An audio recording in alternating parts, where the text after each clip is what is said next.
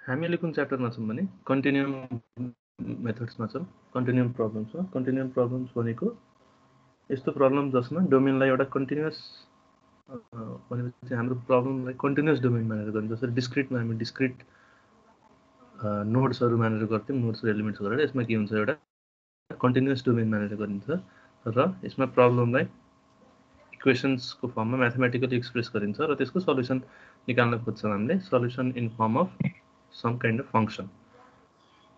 र त्यो जुन सल्युसन छ त्यो सल्युसन डिटरमाइन गर्ने हामीसँग डिफ्रेन्ट मेथड्सहरू छन्। हामीले युज गर्ने भनेको भेरिएसनल अप्रोच हो। भेरिएसनल अप्रोचमा हामीले अस्ति पनि डिस्कस गरिसकेका छौँ। There are two methods, Ritz method and weighted residual method. Ritz मेथडमा के युज गर्यौँ त हामीले विक फर्म युज गर्यौँ। र रिच मेथडबाट कसरी सल्युसन पत्ता लगाउने, कुनै एउटा गिभन डिफरेन्सियल इक्वेसनको सल्युसन भन्नुपर्दा त्यसको जुन डिपेन्डेन्ट भेरिएबल छ र डिपेन्डेन्ट फङ्सन छ त्यो डिटरमाइन गर्नु पर्यो। त्यो डिफरेन्सियल इक्वेसनमा, गिभन डिफरेन्सियल इक्वेसनमा त्यो कसरी गर्नु त, एउटा हामीले अप्रोक्सिमेट सल्युसन प्रपोज गर्छौँ। त्यो अप्रोक्सिमेट सल्युसन कुन फर्ममा हुन्छ त, इन द फर्म अफ एउटा कोएफिसिएन्ट र अर्को एप्रोक्सिमेसन फङ्सनको प्रोडक्टको फर्ममा हुन्छ। हामीले अस्ति हेरेको हामीले प्रपोज गरेको सल्युसन यसरी युएन भन्ने एउटा सल्युसन प्रपोज गर्दैछु भने एक सेकेन्ड।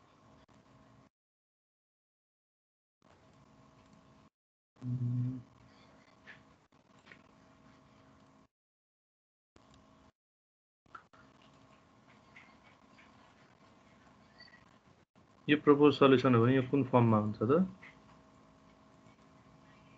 सी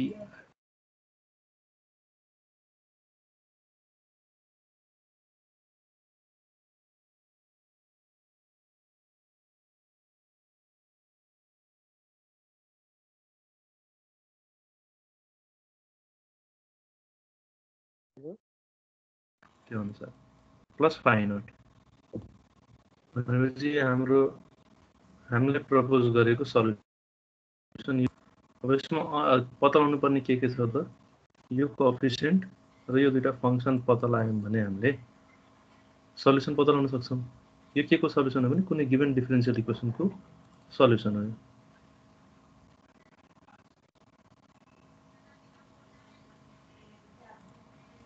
एक सेकेन्ड।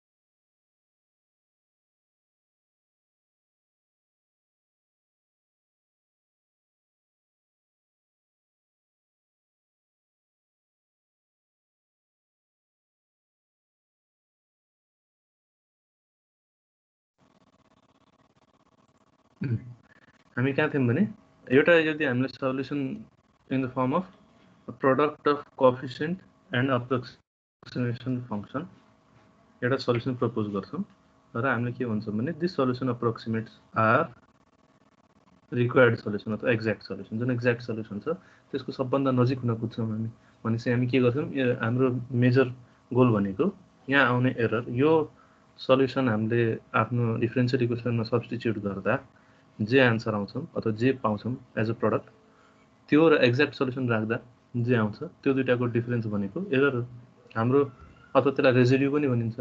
हाम्रो मेजर गोल भनेको के हुन्छ त, यसमा हामीले जुन सल्युसन प्रपोज गरेका छौँ त्यसले बेस्ट एप्रोक्सिमेट गरोस् एक्ज्याक्ट सल्युसनसँग, अथवा त्यो एरर मिनिमम होस् अथवा रेजिड्यू मिनिमम होस्, मिनिमाइज गर्ने हाम्रो गोल हुन्छ यसमा, एररलाई अथवा रेजिड्यूलाई मिनिमाइज गर्ने हाम्रो गोल।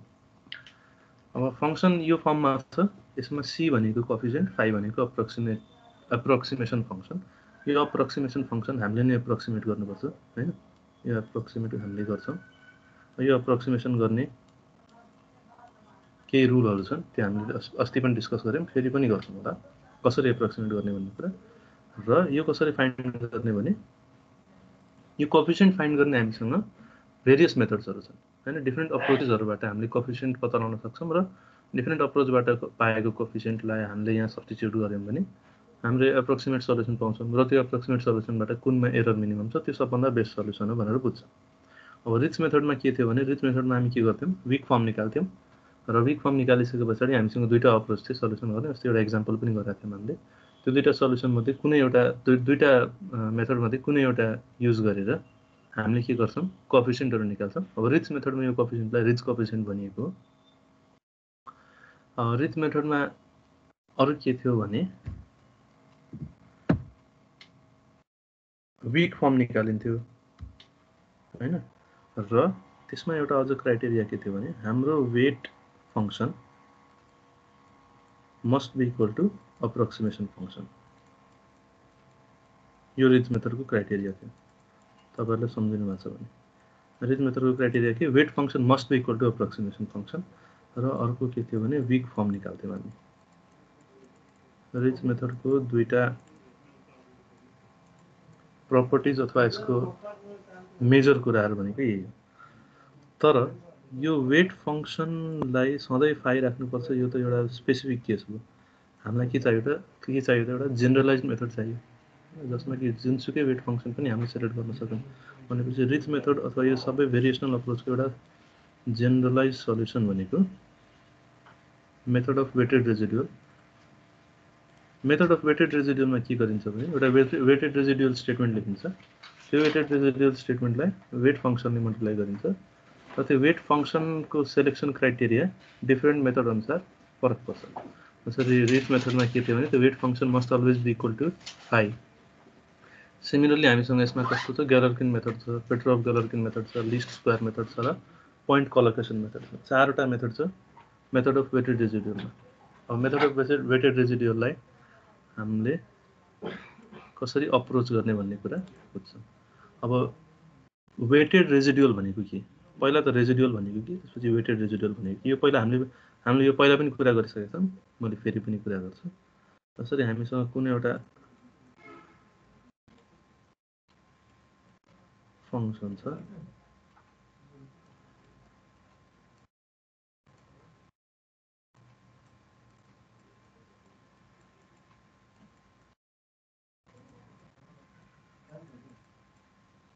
यस्तो एउटा कुनै डिफरेन्शियल इक्वेसन छ यो फर्ममा जसमा कि a र c भनेको नोन फंक्शनहरु हो, u भनेको हाम्रो डिपेन्डेन्ट भेरिएबल जुन हामीलाई पत्ता लगाउनु पर्ने। यो भेरिएबल भनेको अब फंक्शनकै फर्ममा हुन्छ यो पनि। तैपनि यो हामीले पत्ता लगाउनु पर्ने सल्युसन भनेको u हैन। u इज अ फंक्शन भनेको this is a function of functions which makes it a functional. यो एउटा फंक्शनल हो भनेर बुझ्छौं हामीले। अब हाम्रो गोल भनेको u पत्ता लगाउने। u को एक्ज्याक्ट सल्युसन हामीले पत्ता लगाउनुतिर इन्ट्रेस्टेड छैनौं। We are interested in determining approximate solution of u। त्यसको मेथड पत्ता लगाउने मेथड भनेको हामीले करेन्टली डिस्कस गर्न लागेको method of weighted residual. Method of weighted residual भनेको के? पहिलो काम यसमा के गरिन्छ त पहिला वेटेड रेजिडुअल भनेको पहिला रेजिड्यु पत्ता लगाउनु पर्यो र त्यसलाई वेट फंक्शनले मल्टिप्लाई गर्नु पर्यो हैन। वेटेड रेजिडुअल भनेको त्यही हो। अब रेजिड्यु भनेको के हुन्छ त? रेजिड्यु हामीले केलाई भनेका छौं अस्ति पनि हामीले डिस्कस गरेका थियौं। रेजिड्यु अर एरर। मलाई कसैले भन्न सक्नुहुन्छ हामीले रेजिड्यु यहाँ कुन फंक्शनलाई लिन्छौं? मैले यो पहिला भनिसकेको छु तपाईहरुलाई, त्यसैले मैले सोधेको। कसैले भन्न सक्नुहुन्छ हामी रेजिड्यु कसरी निकाल्छौं यसको? यदि राम्ररी ध्यान दिएर सुन्नु भएको छ भने पहिला सायद भन्न सक्नुहुन्छ होला कसैले।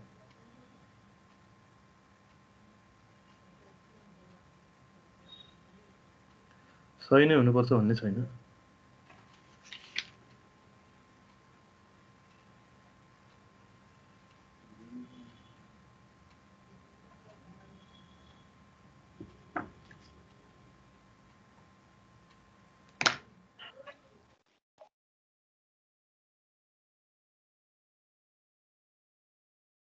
कसैले भन्नुहुन्न? सर त्यो क्वेशनको डिफरेन्शियल इक्वेसनलाई यो डिफरेन्शियल इक्वेसनलाई हामीले रेजिड्यु भन्छौं। यसलाई कसरी रेजिड्यु भन्छौं त हामीले? यो त हामीलाई गिभन प्रब्लम हो नि। हामीलाई दिएको प्रब्लम हो। र रेजिड्यु कसरी भन्ने अथवा एरर कसरी भन्ने त?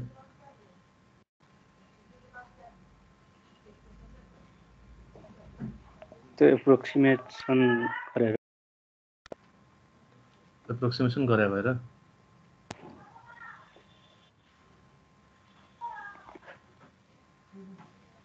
त्यो युएनहरु जुन त्यो युएन र त्यो अर्को छ नि त्यही एरर छ त्यसैबाट आउने हो नि एक्चुअल र एप्रोक्स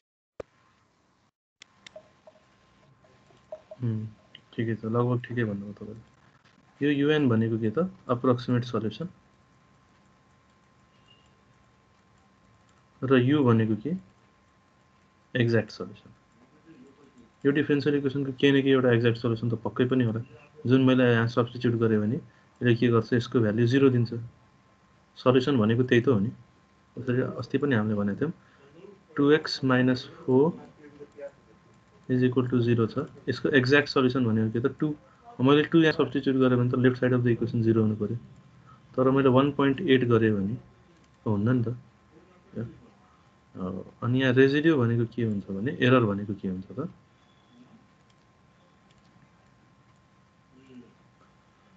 अप्रोक्सिमेट सल्युसन सब्स्टिट्युट गर्दाको result minus exact solution substitute गर्दाको रिजल्ट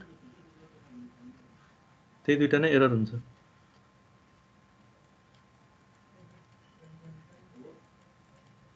एरर भनेको approximate result minus actual result actual result भन्दा पनि एक्ज्याक्ट रिजल्ट एक्चुअल भन्दा पनि एक्चुअल त दुईटै एक्चुअल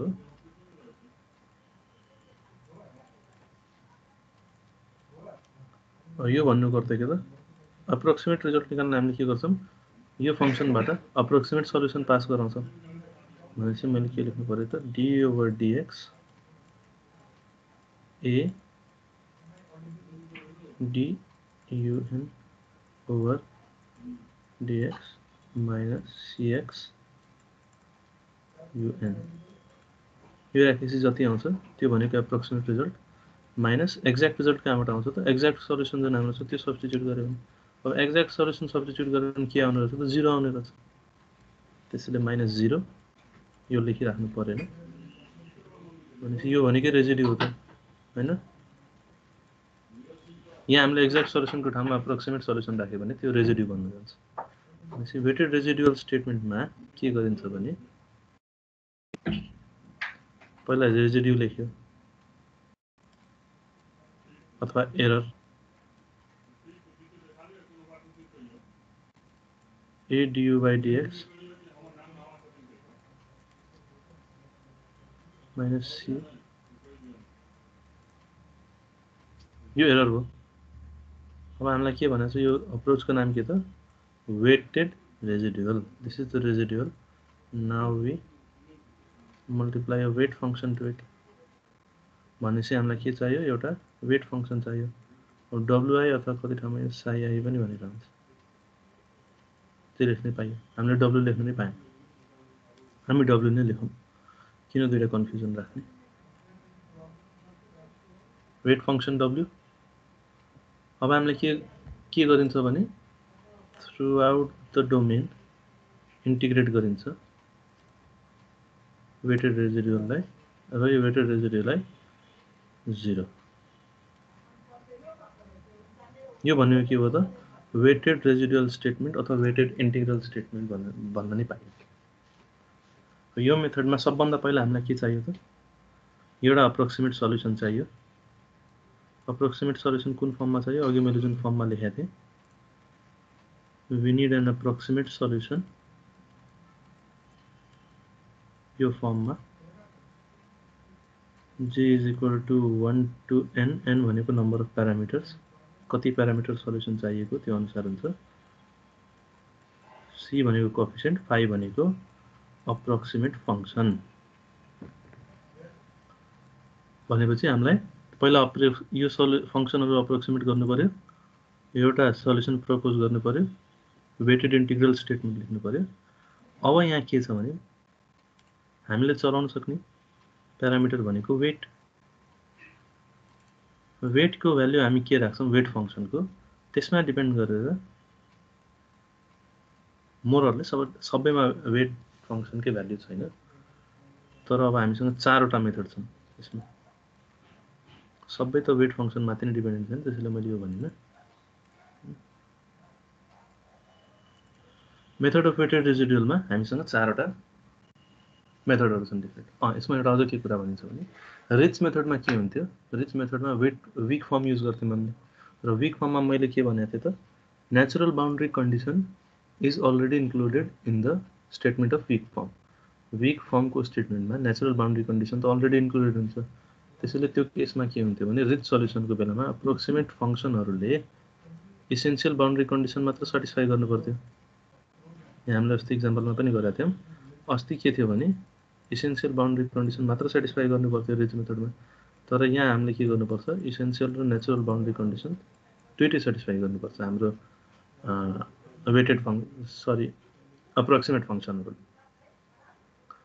र कन्टिन्युटी रिक्वायरमेन्ट पनि फुलफिल गर्नुपर्छ। कन्टिन्युटी रिक्वायरमेन्ट भनेको के त, अब यहाँ कुन अर्डरमा डिफरेन्शियल भएको छ हैन। जसरी सेकेन्ड अर्डर डिफरेन्शियल छ भने हामीले आफ्नो अप्रोक्सिमेट फंक्सनलाई x + 3 अथवा 2x + 3 भनेर फर्स्ट अर्डरको लिन सक्दैनौं, किनभने सेकेन्ड अर्डर डिफरेन्शियल छ, एटलिस्ट स्क्वायर अथवा त्यो भन्दा माथिको हुनै पर्छ।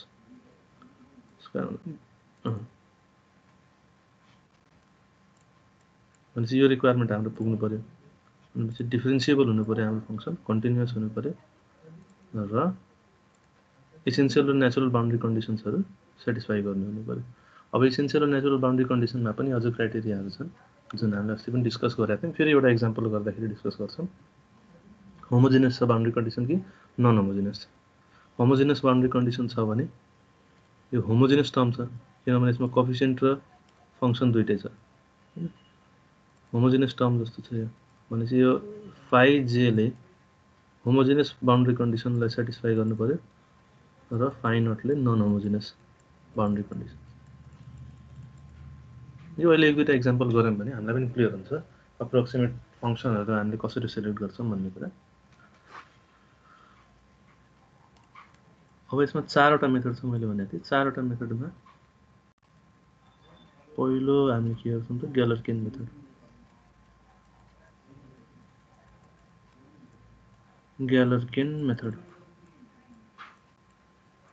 ग्यालर्किन मेथड के छ भने यो it is more or less similar to Ritz method. Ritz method भन्दा सिमिलर छ तर सेम छैन, किनभने रिच मेथडमा हामी वीक फर्म युज गर्थ्यौं, यसमा हामी वीक फर्म युज गर्दैनौं, वेटेड इन्टिग्रल स्टेटमेन्ट युज गर्छौं। तर ग्यालर्किनमा के हुन्छ भने weight function is equal to approximation function. भनेपछि यो वेटेड इन्टिग्रल स्टेटमेन्टमा वेट फंक्सनको ठाउँमा हामी अप्रोक्सिमेसन फंक्सन राखेर गर्छौं भने त्यहाँबाट जुन सल्युसन पाउँछौं त्यो ग्यालर्किन मेथड हो। अब यसमा जति प्यारामिटर सल्युसन भनेको छ, 2 प्यारामिटर सल्युसन भनेको छ भने कस्तो आउँछ, c1 5 + c2 5 + फाइ नट आउँछ।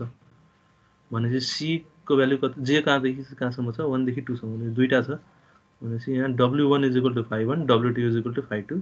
w1 = फाइ1 राख्दा एउटा इक्वेसन आउँछ हामीसँग c1 र c2 को टर्ममा, र w = फाइ2 राख्दा अर्को इक्वेसन आउँछ c1 c2 को टर्ममा, र त्यो दुईटा इक्वेसन सल्भ गरेर हामीले कोएफिसिएन्टको भ्यालु निकाल्छौं।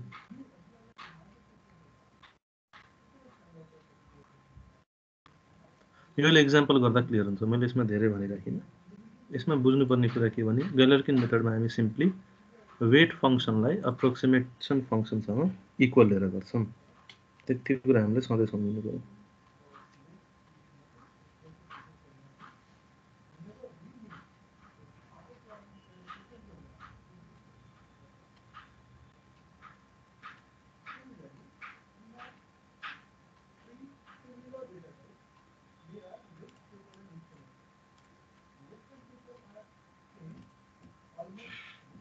अर्को के छ त, पेट्रोभ-ग्यालर्किन।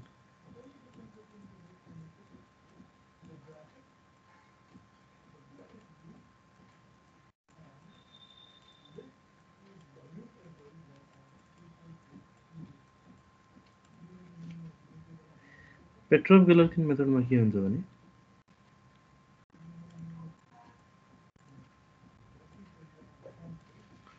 Weight function is not equal to approximation function. भनेपछि जे हामीले अप्रोक्सिमेसन फंक्सन लिएको हुन्छ त्यो वेट फंक्सन लिँदैनौँ, हामी वेट फंक्सन कुनै अर्कै फंक्सन एज्युम गर्छौँ जुन कि लिनियरली इन्डिपेन्डेन्ट छन् हैन। जसरी दुईटा 2 प्यारामिटर सल्युसन छ भने W1 र W2 लिँदा they must be linearly independent, तर फाइसँग इक्वल हुनु भएन। फाइसँग इक्वल छैन भने अरु सिम्पल हामी जेनरली यसमा x² x³ भनेर लिएर आउँछौँ जति सल्युसन हुन्छ, तर त्यो फाइसँग इक्वल हुनु हुँदैन। वेट फंक्सन भनेको is not equal to approximation function. Approximation function selection गर्ने सर्टेन क्राइटेरियाहरू छन्, त्यो अनुसार हामी सेलेक्सन गर्छौँ र त्यसपछि वेट फंक्सन लिँदा हामी के गर्छौँ, अर्कै इक्वेसनहरू लिन्छौँ,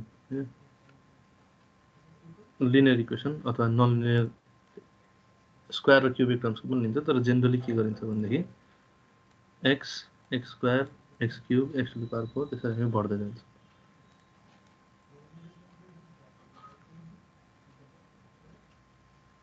थर्ड मेथड हुन्छ list square method.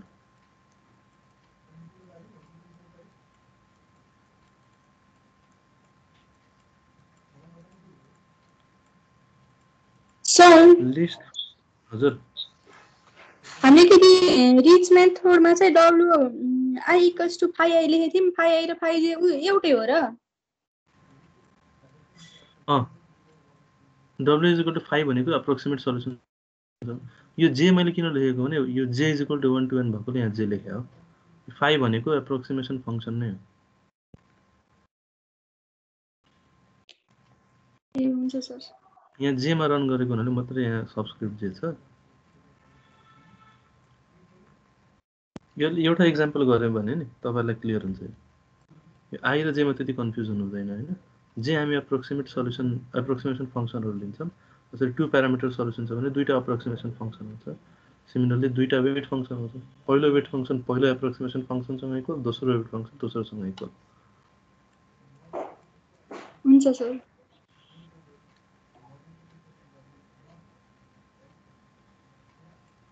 Least square मेथडले के भन्छ भने यसमा कसरी डिटरमाइन गरिन्छ, सी सबैमा हामी बेसिकली कोएफिसिएन्ट नै डिटरमाइन गरेका छौं। यसमा के गरिन्छ, by minimising the integral of square of residual.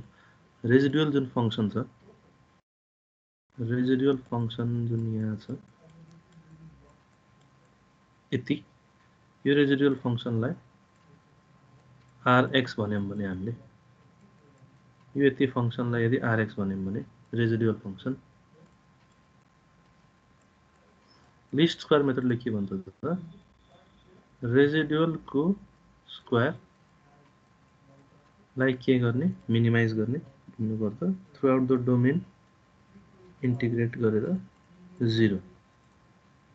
Residual को स्क्वायर लाई मिनिमाइज गर्न खोजेको।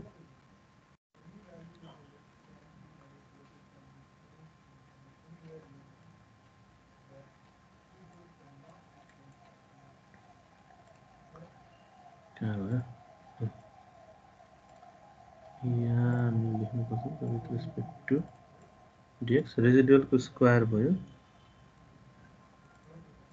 र यसलाई individual कोएफिसिएन्टहरु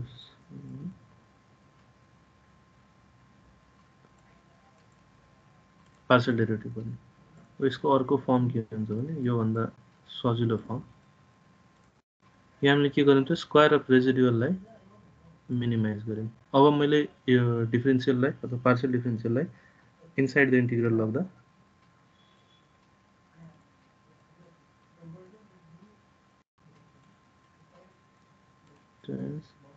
rx dx is equal to 0 throughout the domain।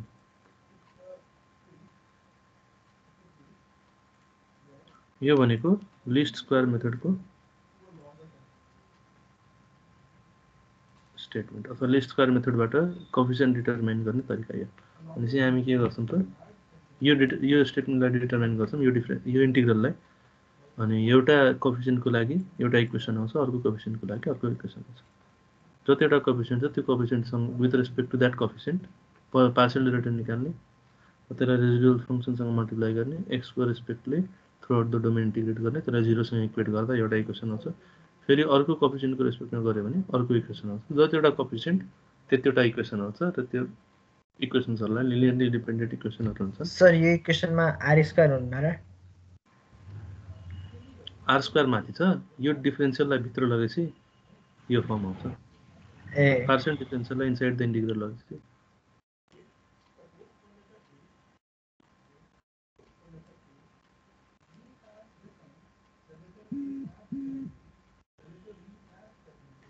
त्यसपछि आउँछ कोलोकेसन मेथड अथवा पोइन्ट कोलोकेसन मेथड।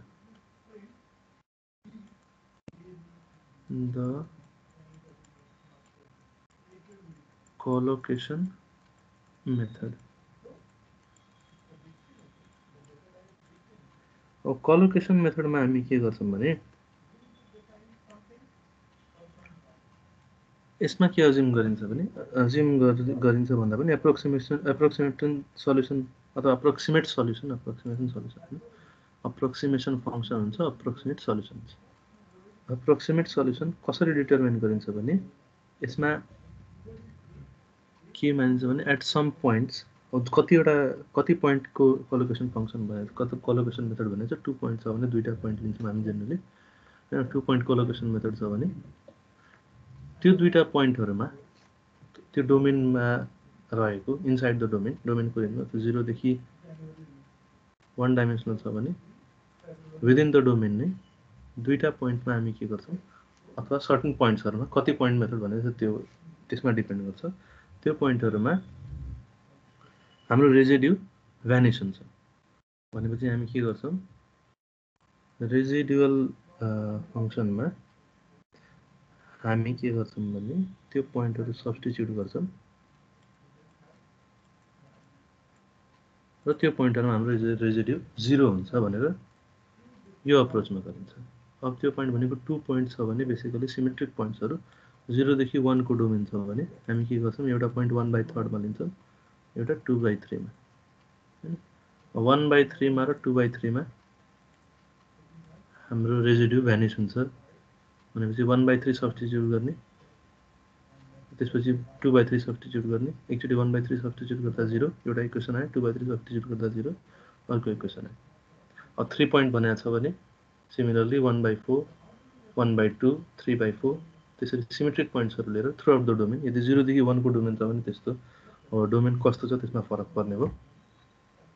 त्यो पोइन्टहरुमा के गरिन्छ त रेजिड्यु भ्यानिश हुन्छ भनेर अज्युम गरेर यो सल्युसन निकालिन्छ।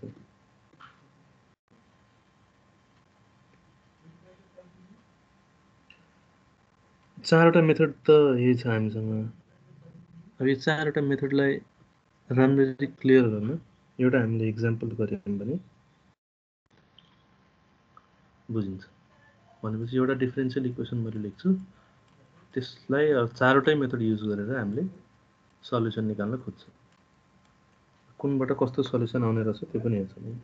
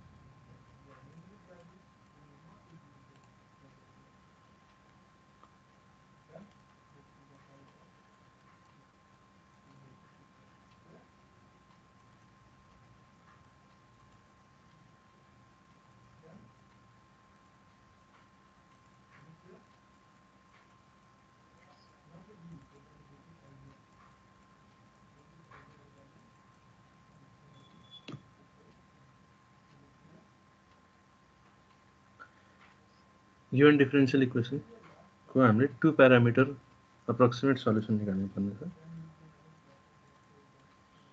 हाम्रो डोमेन कहाँदेखि कहाँसम्म छ त 0 देखि 1 सम्मको डोमेन छ and it is subjected to boundary condition. Boundary conditions के दिएको छ at x is equal to 0 phi is 0 र at x is equal to 1 derivative of phi is 1 हामीले यसमा चारवटा मेथड युज गर्नुपर्छ use Galerkin Petrov Galerkin least square and point collocation method है चारवटै मेथड युज गरेर हामीले सल्युसन निकाल्छौँ टु प्यारामिटर सल्युसन भनेपछि n is equal to 2 पहिलोको हामी कुरा के गर्छौँ भने हामीले अप्रोक्सिमेट गरेको सल्युसन कस्तो हुन्छ त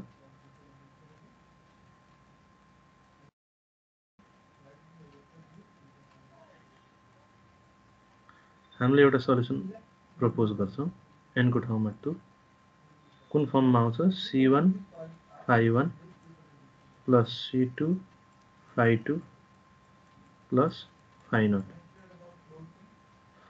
naught यही फर्ममा हुन्छ हाम्रो सल्युसन अब यहाँ हामी के गर्नु पर्यो त phi1 र phi2 र phi naught यो तीनटालाई अप्रोक्सिमेट गर्नु पर्यो यो तीनटै अप्रोक्सिमेसन फंक्सन हो भने हामीले के गर्छौँ phi naught phi1 phi2 लाई अप्रोक्सिमेट गर्छौँ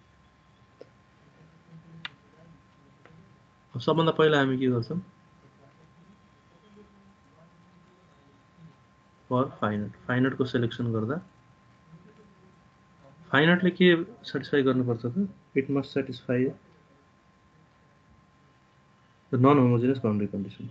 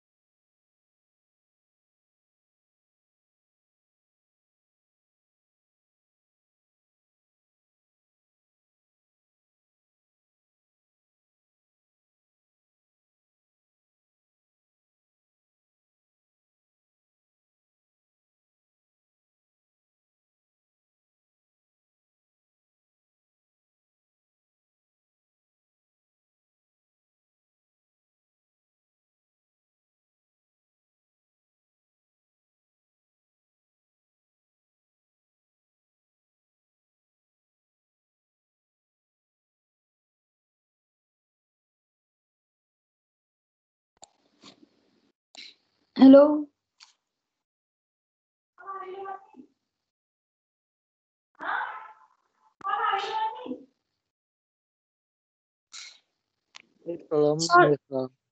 सर जानुभएको हो नेटको के समस्या भयो होला सर ए ल ल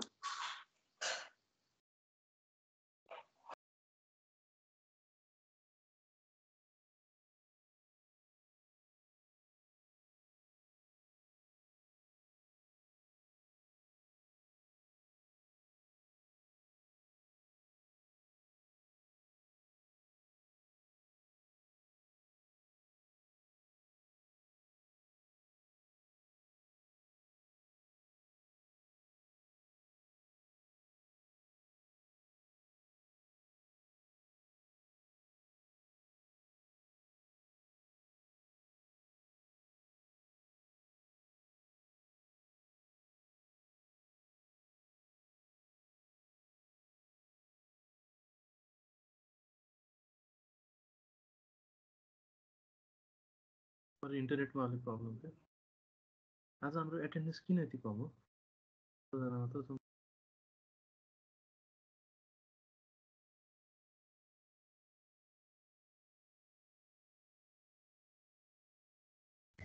टिआर लाग्यो जस्तो सर सबैको लागि छ नि हामीले पनि तिहार मनाउँछौँ ठिकै छ तिहार लाग्नेलाई लागोस् यहाँ आज ध्यान गर्छ मैले अघि के भनेको थिएँ भने हामीले phi naught सेलेक्ट गर्दा phi naught must satisfy the non homogeneous boundary conditions and phi1 phi2 अथवा phi जे हामीले जुन लिएको छौँ they must satisfy the homogeneous boundary conditions अब यसमा होमोजेनियस र नन होमोजेनियस भनेको इज इक्वल टु पछाडि हेर्ने हामीले यदि 0 छ भने होमोजेनस बाउन्ड्री कन्डिसन, 0 छैन भने नन होमोजेनस बाउन्ड्री कन्डिसन। त्यहाँबाट हामीले सिम्पली के बुझ्न सक्छौँ भने phi naught must satisfy this र phi must satisfy this।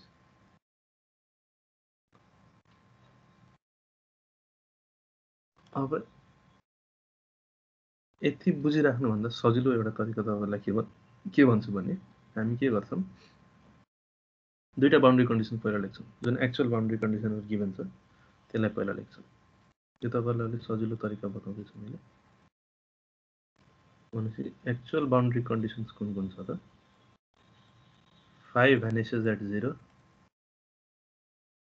र derivative of phi at x is equal to 1 is 1।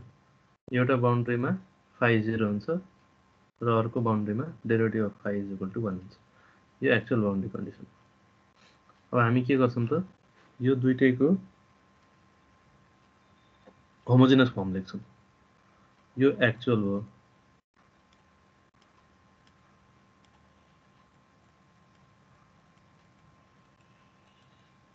Actual boundary condition यो हो। अब यसको होमोजेनस फर्म लेख्छौँ हामीले, homogeneous form of boundary conditions. भनेपछि यो अलरेडी होमोजेनस फर्ममै छ र यसको होमोजेनस फर्म के हुने भयो त? सिम्पली हुने भयो, इज इक्वल टु 0 गर्दा होमोजेनस फर्म हुन्छ। अब यसमा हामीले के बुझ्नुपर्छ भने हाम्रो जुन phi naught छ non homogeneous terms, non homogeneous टर्मले एक्चुअल बाउन्ड्री कन्डिसनलाई सेटिस्फाई गर्नु पर्यो। भनेपछि phi naught सेलेक्ट गर्दाको क्राइटेरिया के हुन्छ त? phi naught 0, यसमै नन होमोजेनस फर्म पनि आयो र बाँकी सबैले जुन phi j छ हामीसँग, phi 1 phi 2 phi 3 जति पनि छ त्यसले के गर्नु पर्यो त? होमोजेनस फर्म अफ बाउन्ड्री कन्डिसनलाई सेटिस्फाई गर्नु पर्यो। भनेपछि यो होमोजेनस टर्म भएको हुनाले homogeneous form of boundary condition satisfy गर्छ। यो नन होमोजेनस टर्म भएको हुनाले जुन non homogeneous form of boundary condition छ एक्चुअल, त्यसलाई सेटिस्फाई गर्यो। अब यदि नन होमोजेनस बाउन्ड्री कन्डिसन छैन भने के हुने भयो त? 0 हुने भयो। मानम यो पनि 0 भएको भए यो होमोजिनियस फर्ममा भनेको मैले यहाँनिर बुझेन सर, एक्चुअली भन्दैन त फेरि। होमोजेनस फर्म भनेको के हुन्छ? इज इक्वल टु को राइट साइडमा 0 भएको जुन बाउन्ड्री कन्डिसन हुन्छ नि, तर हामी होमोजेनस भन्छौँ। यसमा त छैन नि त, त्यसमा छैन। यो छैन भने यो के भयो त? यो नन होमोजेनस बाउन्ड्री कन्डिसन हो। अनि होमोजिनियस फर्ममा बनाउनलाई उतापट्टिको 1 लाई यतापट्टि ल्याएर इक्वल्स टु 0 गर्नु, त्यसलाई अब यो होमोजेनस फर्ममा आयो। phi naught dash in 1 minus 1 equals to 0 गरेर गर्ने।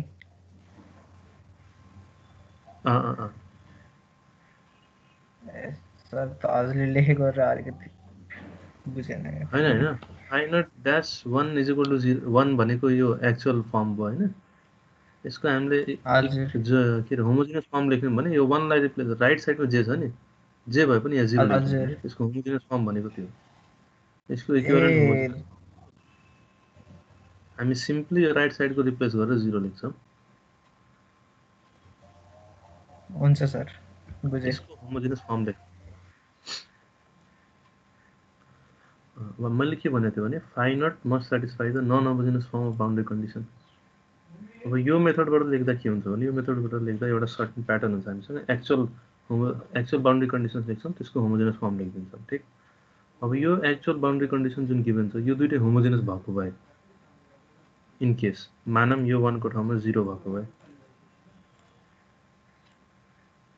त phi naught ले सेटिस्फाई गर्न त केही बाँकी रहदैन थियो, किनभने phi naught ले जहिले पनि non homogeneous boundary condition satisfy गर्छ। तर यो मेथडबाट गर्दा के हुन्थ्यो त? phi naught at 0 पनि 0, phi naught at 1 पनि 0, भनेपछि phi naught 0 नै हुन्थ्यो। यो मेथडबाट गर्नु सजिलो।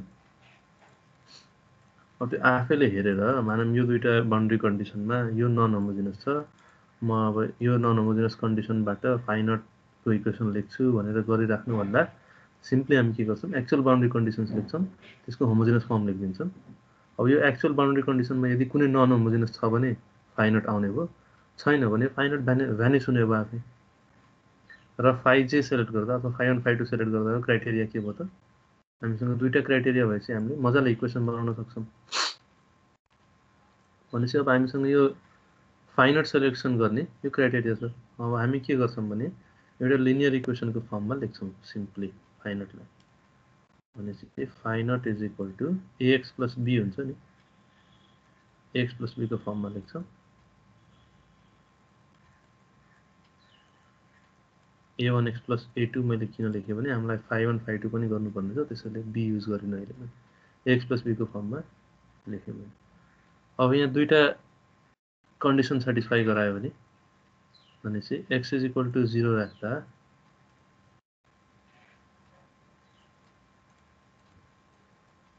when x is equal to 0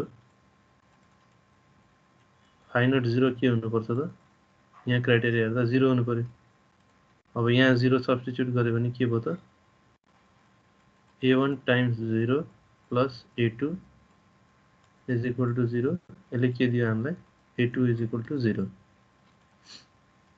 अर्को क्राइटेरिया के छ when x is equal to 1 x को ठाउँमा 1 सब्स्टिट्युट गर्दा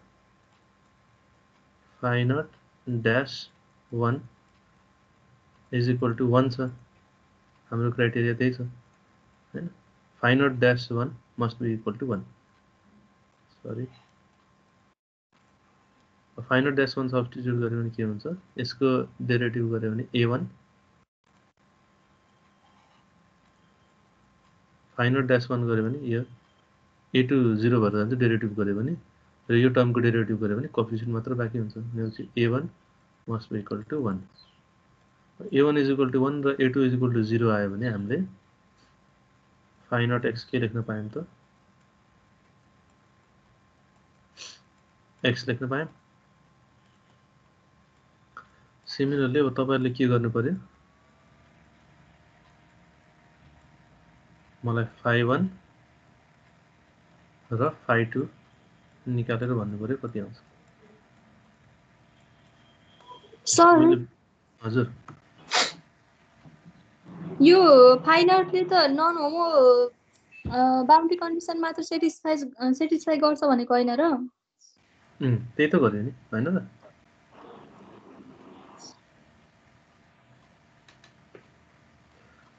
यो मात्र सेटिस्फाई गर्यो दुईटैमा चेक गर्यौं नि त यहाँ त हैन र तर यसमा त भ्यानिस गराइदियौं त हामीले मानम अब यो दुईटै होमोजिनस भएको भए है एउटा केस मानौ यो दुईटै होमोजिनस भएको भए त फाइनाइट त 0 नै आउँथ्यो नि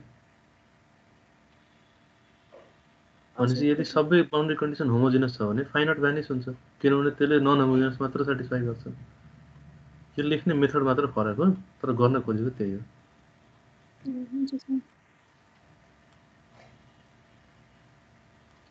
नन होमोजिनस बाउन्ड्री कन्डिसन भनेको यो फाइ को डेरिभेटिभ गरेर x = 1 सब्स्टिट्युट गर्दा 1 आउनु पर्यो यहाँ हेर्नु न यसमा पनि यसको डेरिभेटिभ गर्यो भने 1 सब्स्टिट्युट गर्दा पनि 1 भनेपछि नन होमोजिनस सेटिस्फाई गर्यो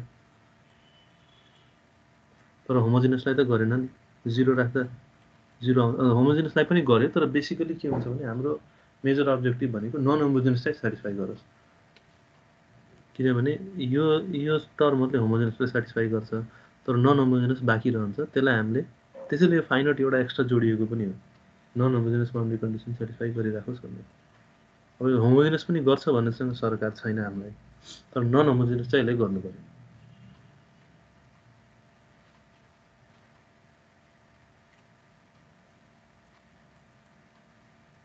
अब फाइ 1 कसरी सेलेक्ट गर्छौं त हामीले यो यसमा एउटा अब हायर अर्डर टर्म थप्छ भने मैले तपाईहरुलाई यो form लेखिदिन्छु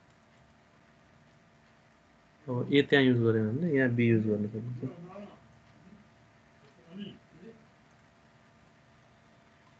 b1 plus b2x sorry plus b3 x square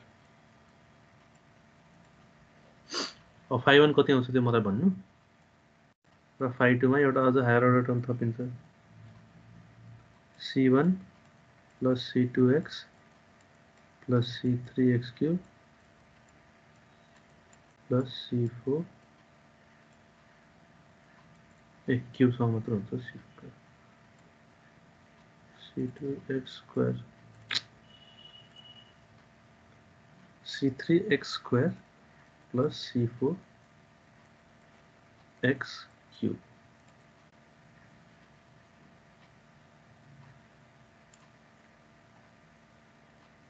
हामीसँग दुईटा कन्डिसन छ 5 1 र 5 2 को लागि 5 1 at 0 is equal to 0, 5 1 dash at 1 is equal to 0, 5 2 लाई पनि 5 2 at 0 is equal to 0 र 5 2 dash at 0 is equal to 0.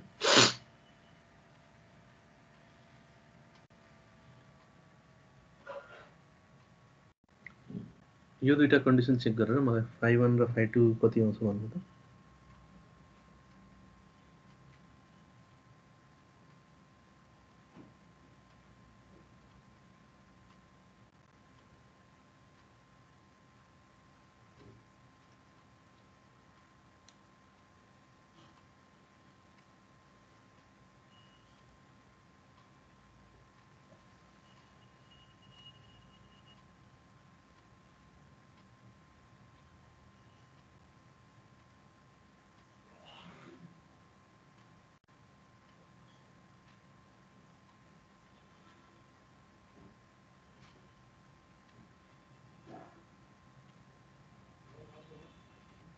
Sir हामीले चेक गर्दा त एक्चुअल बीसी नै चेक गर्छौं नि. हैन हैन यो तलको के होमोजेनियस फर्म. होमोजेनियस फर्म नै चेक गर्छौं.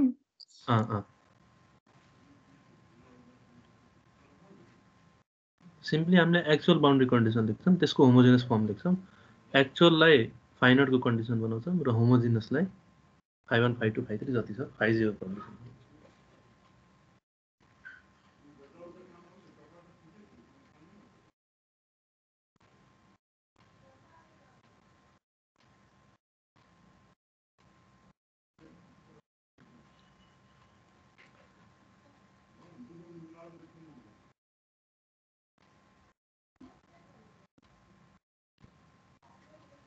कोही अड्किनु भएन.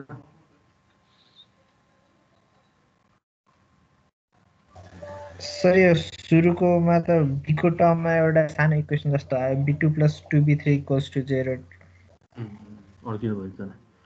यहाँ हामीसँग के छ कन्डिसन दुईटा छ तर कोएफिसिएन्ट तीनवटा डिटरमाइन गर्नुपर्ने छ. यस सर. भनेपछि यो केसमा हामी के गर्छौं त अजम्पसन गर्नुपर्ने हुन्छ. अजम्पसन कुन बेसिसमा गर्ने भन्ने कुरा आउँछ. अजम्पसन कुन बेसिसमा गर्ने त जसरी यो फाइनाइटले त x को पावर 1 को टर्म लिइसकेको छ हैन. भनेपछि हामी x को पावर 1 को टर्मलाई त्यसको कोएफिसिएन्टलाई हामी अज्युम गर्न सक्छौं.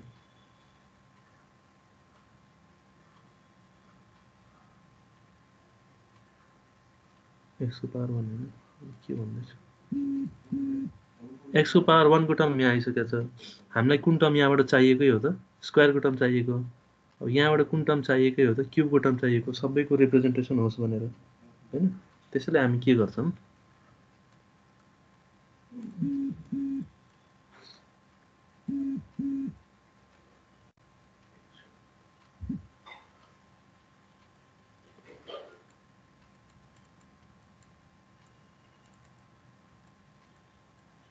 स्क्वायरको जुन कोएफिसिएन्ट छ त्यसलाई हामीले 1 अज्युम गरिदिन्छौं किनभने यो टर्म हामीलाई चाहिएकै हुन्छ. अब b3 लाई 1 अज्युम गर्यो भने हामीले दुईटा कन्डिसनबाट b1 र b2 निकाल्न सक्छौं. अब b1 र b2 मा एउटा भ्यानिस हुन्छ. कुन भ्यानिस हुन्छ भने यो भ्यानिस हुन्छ होला किनभने 5 at 0 = 0 छ. x = 0 राख्दा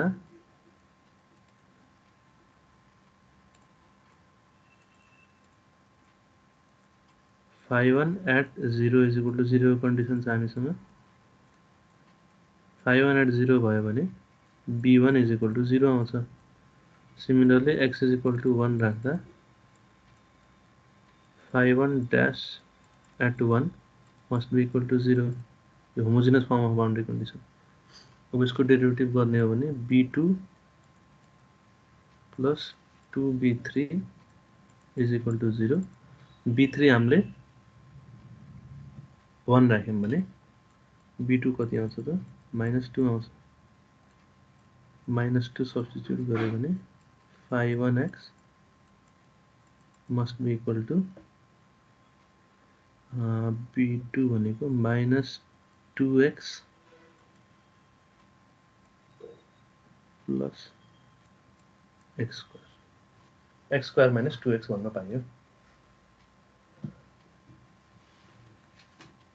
यो हामीले इन्टुइटिभली पनि लेख्न सक्छौँ एक्स स्क्वायर माइनस 2x, किनभने डेरिभेटिभ गर्दा 1 सब्स्टिट्युट गर्यो भने आउँछ। तर यो मेथडबाट गर्दा अलि सजिलो हुन्छ पत्ता लगाउन, किनभने दुईटै कन्डिसनमा 0 ल्याउनु पर्ने छ भने एकचोटि डेरिभेटिभ नगरेर पनि 0, अर्कोचोटि डेरिभेटिभ गरेर पनि 0 ल्याउनु पर्ने छ भने अब दुईटै टर्ममा x छ भने x = 0 राख्दा त 0 आउने नै भयो।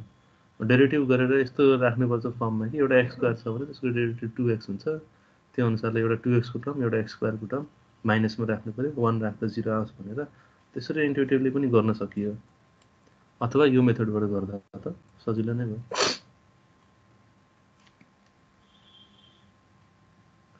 अब यो केसमा हामीलाई के गर्नु छ, चारवटा कोएफिसिएन्ट छ तर दुईटा मात्र कन्डिसन छ। अब यो केसमा के गर्नु पर्यो, हामीलाई x³ को टर्म रिटेन गर्नुपर्ने नै छ। त्यसैले हामी के अज्युम गर्छौँ भने x³ को टर्म भ्यानिस हुनु भएन, अज्युमिङ C4 = 1 र स्क्वायर को टर्म यहाँ आइसकेको हुनाले C3 लाई हामी भ्यानिस गराउन सक्छौँ।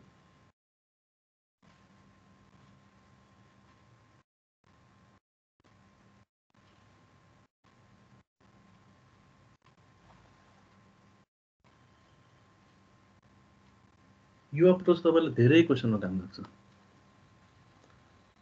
यो अप्रोचबाट तपाईले कन्डिसन मात्र फरक पर्छ, तर यो अप्रोचबाट हामीले इक्वेसनहरु निकाल्न सक्छौं। एप्रोक्सिमेसन फंक्सन। अब यहाँ मलाई phi2 भन्नु कति आउँछ, phi2 थाहा भइसकेपछि हाम्रो सल्युसन कति हुन्छ त्यो पनि गर्नु। C1 C2 को टर्ममा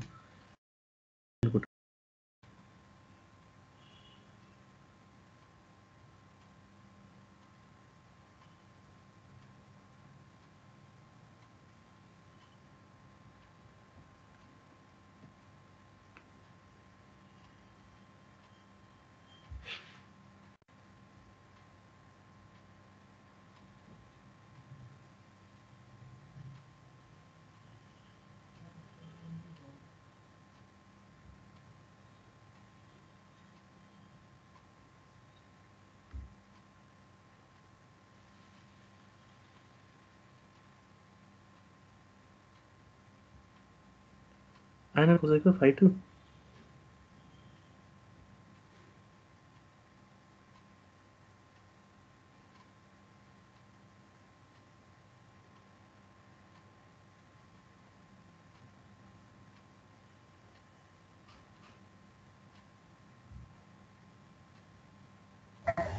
x³ - 3 x³ - 3x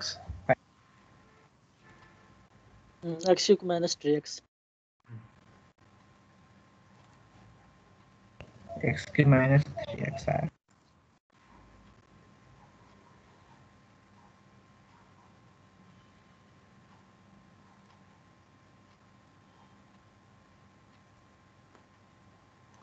अब हाम्रो एप्रोक्सिमेट सल्युसन कुन फर्ममा छ त, C1 phi1 plus C2 phi2 plus phi0। यहाँ तीनवटै सब्स्टिट्युट गर्यो भने C1 phi1 भनेको x² - 2x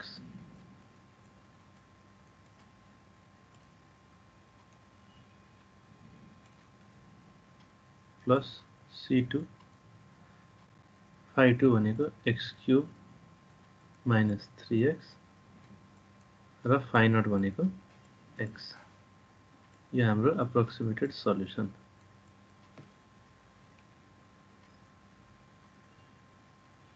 ठीक छ। अब अप्रोक्सिमेट सल्युसन आइसकेपछि हामीले के क्याल्कुलेट गर्न सक्छौं भने रेजिडुअल क्याल्कुलेट गर्न सक्छौं अथवा एरर।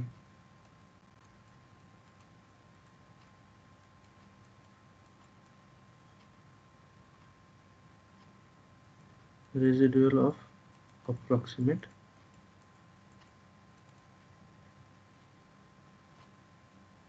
सर हजुर हामीले त यो यस्तो सानो सानो इक्वेसन त आफै एजुम गरेर बाउन्ड्री कन्डिसन डाइरेक्ट चेक गर्न नि सक्छौँ नि, त्यो गर्न पाइन्छ कि नै?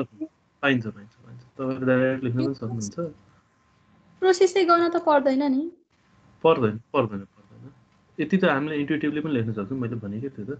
यदि अब यसमा हामीलाई सिम्पली 0 मा 0 चाहिएको छ भनेपछि यो दुईटै टर्ममा x हुनु पऱ्यो, त्यति भएपछि त 0 आउँछ। अर्को कन्डिसन के गर्छौँ भने डेरिभेटिभ गर्दा 1 आउनु पऱ्यो भनेपछि अब डेरिभेटिभ कसरी लिन्छ भने हामीले x स्क्वायरको टर्म छ भने त्यसको डेरिभेटिभ उतातिर लेख्यो, x क्युबको टर्म छ भने यसको डेरिभेटिभको टर्म उता लेख्यो, त्यसरी गर्दा पनि हुन्छ। तर कहिलेकाहीँ अलिक कम्प्लेक्स बाउन्ड्री कन्डिसनहरू आयो त्यसमा यो गाह्रो हुन नै सक्छ, त्यो भन्नु खोजेको। तर 2-4वटा क्वेसन गर्नुभयो भने तपाईँलाई थाहा पाउनुहुन्छ कस्तो बाउन्ड्री कन्डिसनमा कस्तो अप्रोक्सिमेसन फङ्सन राख्ने भनेर। यस्तै गर्नुपर्छ भन्ने छैन। बाउन्ड्री कन्डिसन सेटिस्फाई हुने गरी अप्रोक्सिमेसन फङ्सन आफैले लेख्न पनि सकिन्छ, तर त्यो बाउन्ड्री कन्डिसन सेटिस्फाई हुनु पऱ्यो, फेरि जे पाइदै लेख्न पाइएन। अब रेसिडुअल भनेको के हुन्छ त, मैले अघि भनेको थिएँ जुन हाम्रो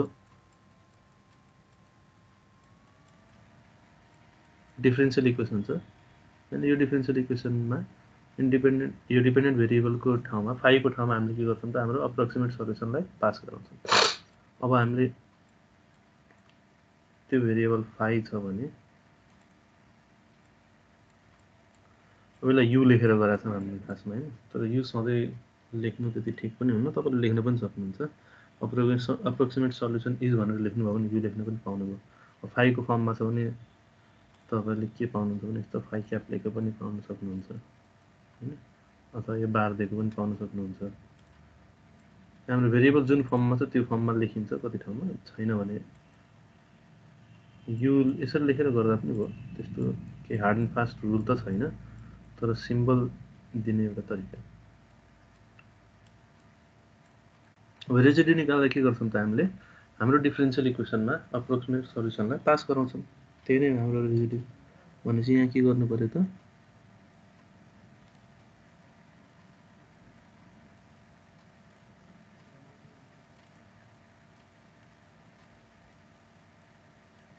यहाँ अप्रोक्सिमेट सल्युसन पास गर्नु पर्यो।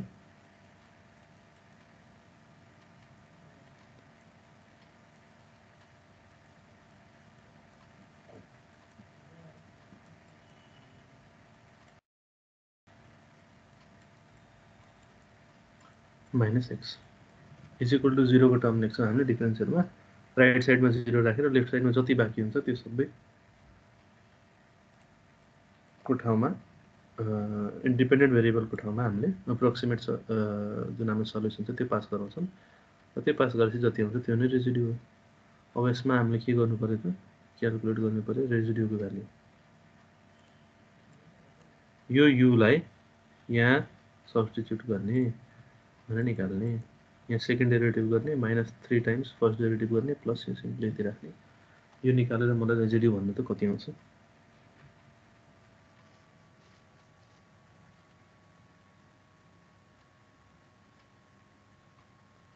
यसलाई फर्दर तपाईँले सिम्प्लिफाई गर्न पनि सक्नुहुन्छ।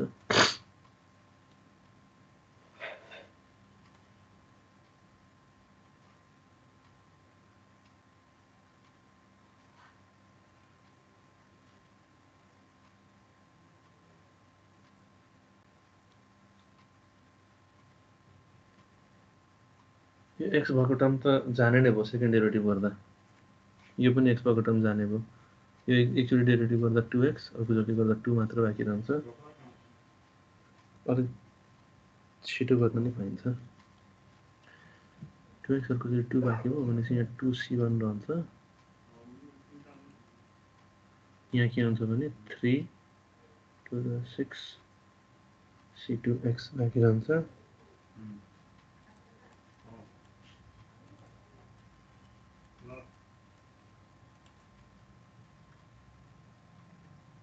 माइनस अब 3 छ भने 3 बाहिर राख्ने, यसको फर्स्ट डेरिभेटिभ गर्नुपर्ने मैले लास्ट छड्की गइरहेछ। 2c1 + 6c2x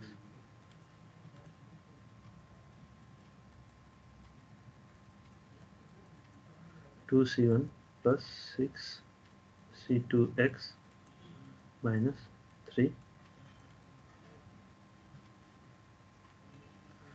सिंगल डेरिभेटिभ चाहिँ सँगै गर्नु है तपाईहरुले म डाइरेक्ट लेख्न पनि सक्छु मैले आन्सर तर डाइरेक्ट के लेखिराख्नु क्लासमा गरेको राम्रो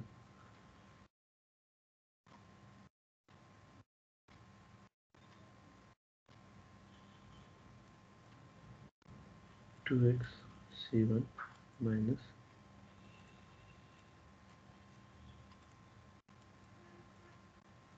2c1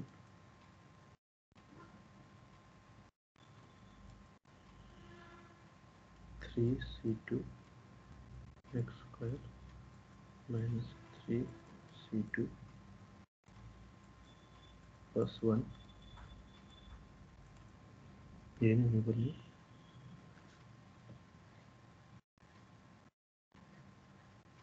2x c1 minus 2c1 minus 3c2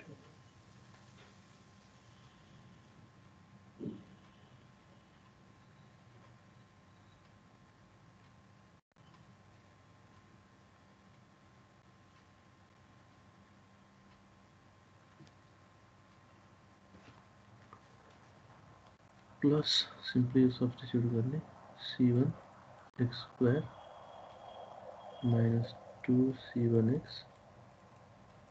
plus c2 x cube minus 3c2x plus x plus x minus x sorry minus x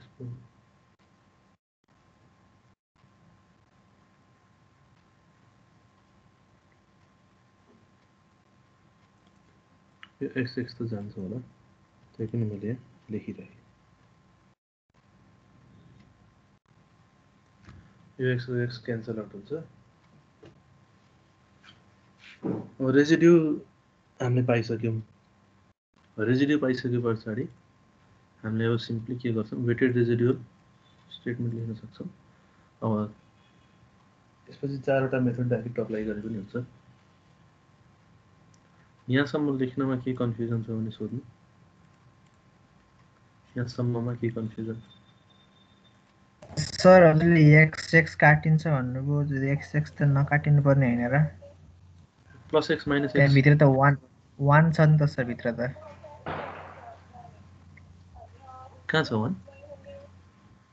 भन्नाले फर्स्टको कुन x काटिन्छ भन्नुभयो हैन बुझेन म यो प्लस x माइनस x छ नि हाम्रो सल्युसनमा आएको प्लस x छ नि यहाँ जुन यो ux सब्स्टिट्युट गर्दा यहाँ एउटा प्लस x आउँछ हजुर र यो फेरि डिफरेन्शियलमा एउटा माइनस x पनि त छ भएर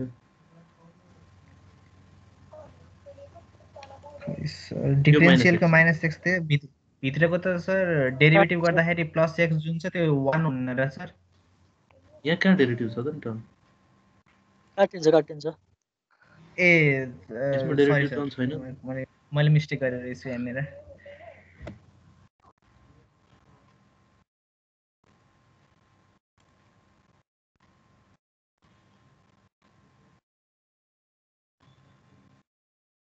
रेजिड्युअल निकालेपछि हामी के गर्छौं अब चारवटा मेथड अप्लाई गर्छौं चारवटा मेथडमा पहिलो ग्यालर्किन मेथड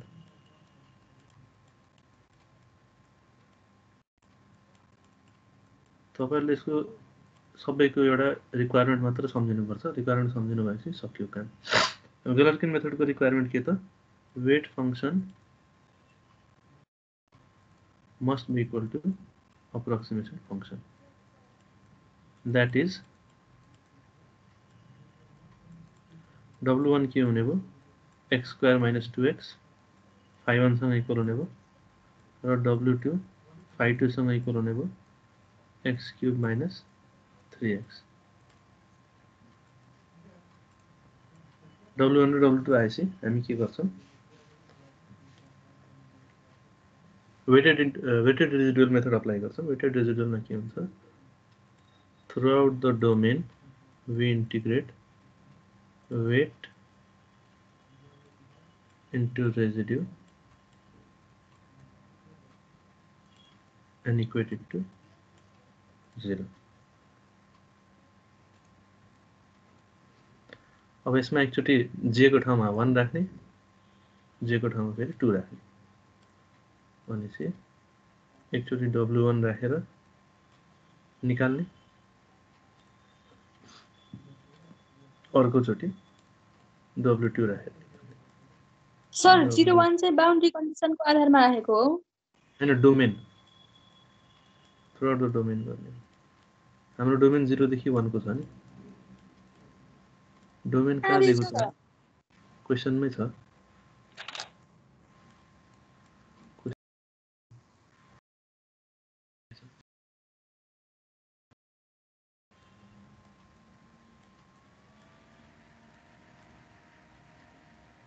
अब एकचोटि यहाँ 1 राखेर यहाँ इक्वेसन आउँछ c1 र c2 को टर्म्समा 2 राखेर c1 र c2 को टर्म्समा इक्वेसन आउँछ भनेपछि यो इक्वेसन कसरी आउँछ भने यो पुरै r लेख्नु पर्यो रेजिड्यु पुरै लेख्नु पर्यो अब रेजिड्युलाई फर्दर तपाईले सिम्प्लिफाई गर्न सक्नुहुन्छ सबै कोएफिसिएन्टहरुलाई एउटा ठाउँमा राखेर c1 को सबै टर्मलाई एउटा ठाउँ c2 को सबै टर्मलाई एउटा ठाउँमा राख्ने अनि बाँकी रहेको सबैलाई एउटा ठाउँमा राख्ने त्यसरी सिम्प्लिफाई गरेर अनि यहाँ सब्स्टिट्युट गर्न पाइयो इन्टिग्रेट गर्ने w1 राख्ने w1 टाइम्स r गरेर इन्टिग्रेसन निकाल्ने यो तपाईहरुले आफै गर्नु होला मैले यहाँ गर्दिन c1 र c2 को टर्म्समा एउटा इक्वेसन आउँछ यहाँ पनि c1 र c2 को टर्म्समा एउटा इक्वेसन आउँछ यो गर्नु है क्याल्कुलेट यो नछोड्नु होला दुईटा कोएफिसिएन्ट र दुईटा इक्वेसन हुन्छ हामीसँग त्यहाँबाट हामीले c1 र c2 डिटरमाइन गर्छौं र त्यसलाई सब्स्टिट्युट गरेर सल्युसन निकाल्छौं कहाँ सब्स्टिट्युट गर्ने त यहाँ सब्स्टिट्युट गर्ने हाम्रो अप्रोक्सिमेट सल्युसनमा c1 र c2 सब्स्टिट्युट गरे भने हाम्रो आन्सर आउँछ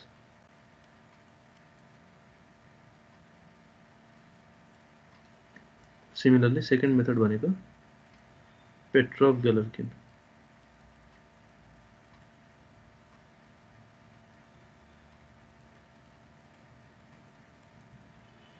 पेट्रोभ-गैलर्किनमा के छ भने w is not equal to 5j भनेर भनेको नि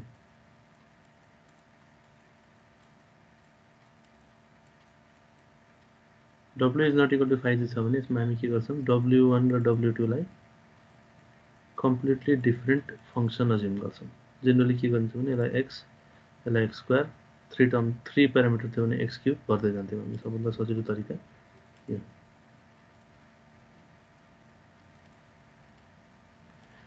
वेट फंक्सन होमोजेनियस बाउन्ड्री कन्डिसनलाई अथवा जुन इसेन्शियल बाउन्ड्री कन्डिसन छ भनेपछि जहाँ फाइलाई 0 गरिएको छ नि यो वेट फंक्सनले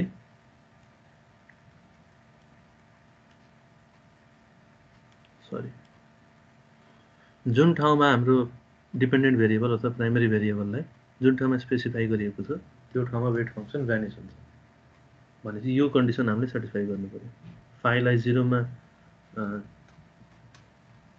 स्पेसिफाई गरिएको छ भनेपछि त्यो पोइन्टमा हाम्रो वेट फंक्सन 0 हुनु पर्यो अनि सिम्पली x र x स्क्वायर x क्यूब गर्दै जानुभयो भने x = 0 सब्स्टिट्युट गर्दा 0 आउँछ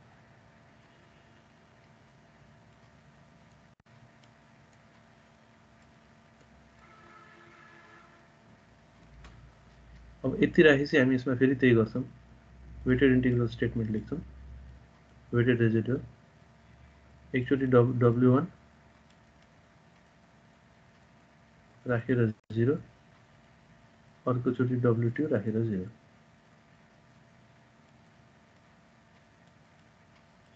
गैलर्किन र पेट्रोभ-गैलर्किनमा फरक के त w1 र w2 को मात्र फरक हो पेट्रोभ-गैलर्किनमा नट इक्वल टु 5 हुन्छ भनेपछि यसमा अर्कै के फंक्सन हाल्नु पर्यो यो x स्क्वायर w3 थियो भने x क्यूब लिन्थ्यौं र गैलर्किनमा के हुन्छ त w र 5 इक्वल हुन्छ जसरी रिज मेथडमा हुन्थ्यो तर रिज मेथडमा के फरक थियो भने त्यहाँ वीक फर्म निकालेर गर्थ्यौं हामीले यहाँ हामी वेटेड रेजिड्युल मेथडबाट गर्छौं थोरै फरक छ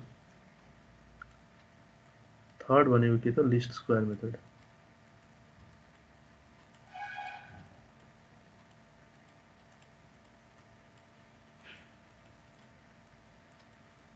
लिस्ट स्क्वायर मेथडमा के छ थ्रुआउट द डोमेन इन्टिग्रेट गर्ने कसलाई त पहिला रेजिड्युललाई एउटा कोएफिसिएन्टको रेस्पेक्टमा पार्शियल डेरिभेटिभ गर्ने रेजिड्युलसँग मल्टिप्लाई गरेर इक्वल टु 0 गर्ने जतिवटा कोएफिसिएन्ट छ त्यतिवटा पार्शियल डेरिभेटिभ आउने हामीसँग दुईटा कोएफिसिएन्ट छ भने एकचोटि रेजिडुअललाई C2 को रेस्पेक्टमा पार्शियल डेरिभेटिभ गर्ने।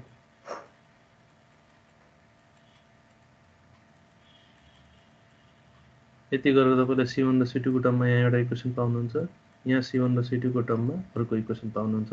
यो दुईटालाई सल्भ गर्ने, C1 र C2 डिटरमाइन गर्ने। यहाँ पनि त्यही हुन्छ, एउटा इन्टिग्रलबाट C1 र C2 को टर्ममा एउटा इक्वेसन आयो, यहाँ पनि C1 र C2 को टर्ममा इक्वेसन आउँछ, दुईटालाई सल्भ गर्ने, C1 C2 निकाल्ने। र फोर्थ मेथड भनेको पोइन्ट कलोकेसन मेथड।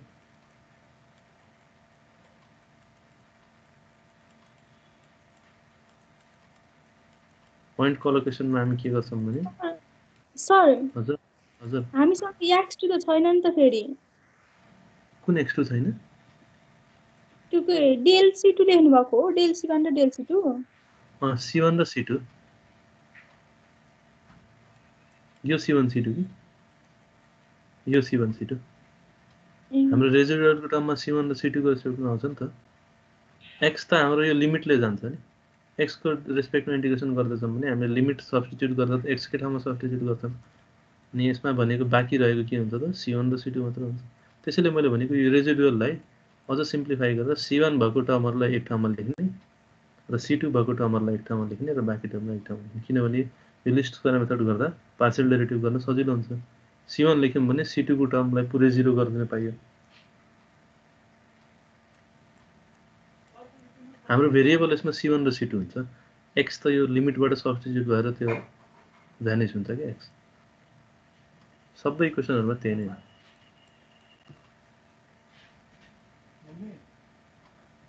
अलि लेन्दी हुन्छ है यसको क्याल्कुलेसन, त्यसैले जति सिम्प्लिफाई गरेर रेजिडुअललाई लेख्न सक्नुहुन्छ त्यति राम्रो।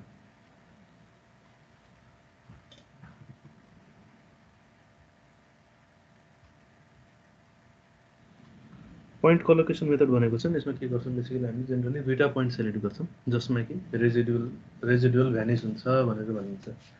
त्यो दुईटा पोइन्ट मैले अघि के भनेको थिएँ भने सिमेट्रिक पोइन्ट लिन्छौं हामी। 1 0 देखि 1 को डोमेन छ भने ठ्याक्क दुईटा ठाउँमा काट्ने गरी इक्वल पार्ट्समा डिभाइड हुने गरी यो कहाँ हुन्छ भने 1/3 मा हुन्छ, अर्को पोइन्ट कहाँ हुन्छ 2/3 मा हुन्छ।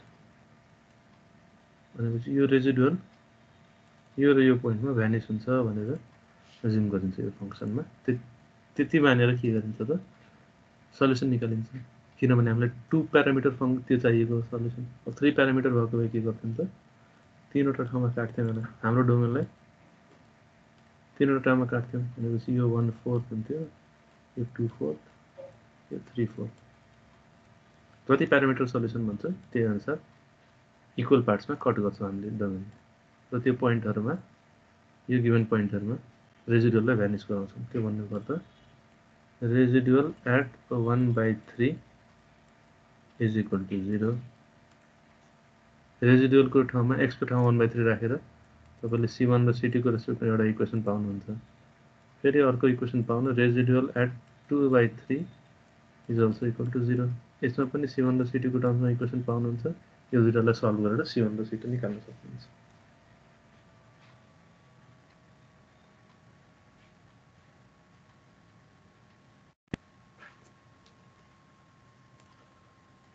बुझिन्छ कुरो? यो न्युमेरिकल चाहिँ सल्भ गर्ने है आफैले तपाईहरुले। अब एक्जाममा तपाईहरुले चारवटै मेथड भन्दैन जनरली, हैन चारवटै भन्यो भने अलि लेन्थी नै हुन्छ। 1 प्यारामिटर सल्युसन भनेको छ भने अलि सजिलो पनि होला। 2 प्यारामिटर सल्युसनमा रेजिडुअल अलि ठुलै आउँछ। त्यो रेजिडुअलको फेरि फर्दर हामीले वेट फंक्सन मल्टिप्लाई गरेर इन्टिग्रेसन गरेर अनि त्यसलाई लिमिटमा हाल्ने, त्यति गर्दा गर्दै अलि लेन्दी हुन जान्छ प्रब्लम। तर अब यस्तै छ यसको सल्युसन। अर्को मेथड छैन हामीसँग। तर जनरली 2 प्यारामिटर सल्युसन आइरहन्छ एक्जाममा पनि। रेजमा पनि 2 प्यारामिटर, यसमा पनि 2 प्यारामिटर, 3 प्यारामिटर दियो भने त धेरै नै टाइम लाग्छ।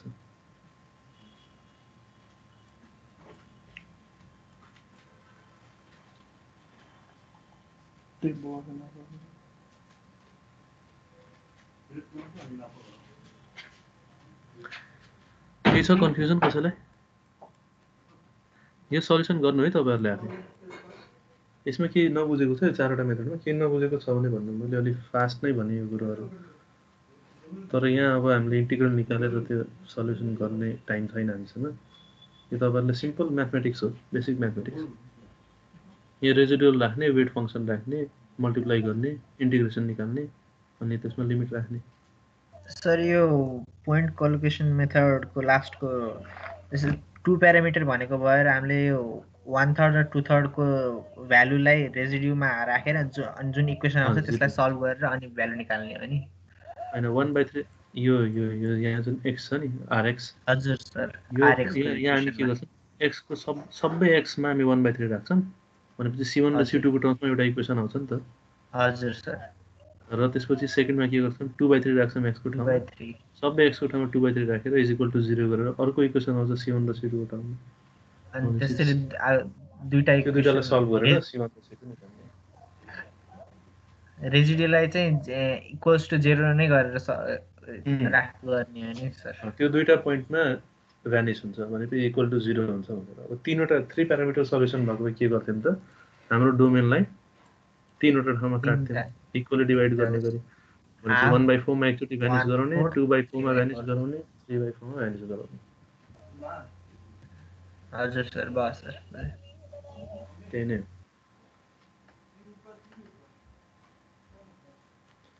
अरु केही कन्फ्युजन कसैलाई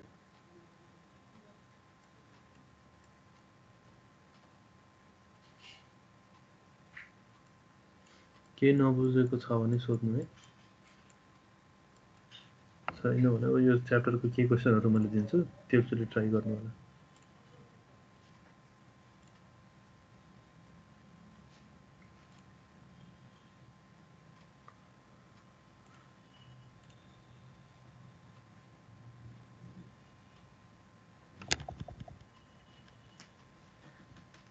के क्वेशन छैन है छैन भने अब आजको क्लास सक्क भन्ने यो भन्दा केही छैन यो च्याप्टरमा अब यो च्याप्टरको आज लास्ट टपिक थियो यो एक्जाम्पल सम्म अब तपाईहरुलाई मैले के क्वेशनहरु दिन्छु त्यो ट्राई गर्नु होला त्यो फेरि हामी क्लासमा डिस्कस गर्छौं सर फाइल चाहिँ अपलोड गरिदिनु है फाइलमा आजै गरिदिन्छु अहिले मसँग त्यो ट्युटोरियल छ म त्यो अपलोड गरिदिन्छु हुन्छ सर कसैलाई केही छैन सोध्नु पर्ने है छैन भने आजको क्लास सक्कम हो थ्यांक यू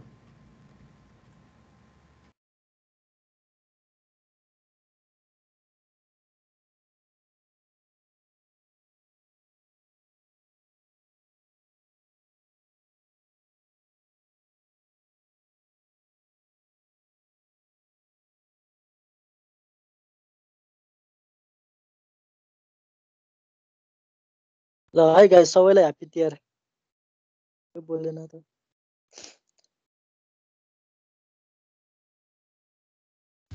शुभ दीपावली आज अब त बिदा होला नि है पर्सिदेखि त अब त क्लास हुँदैन होला नि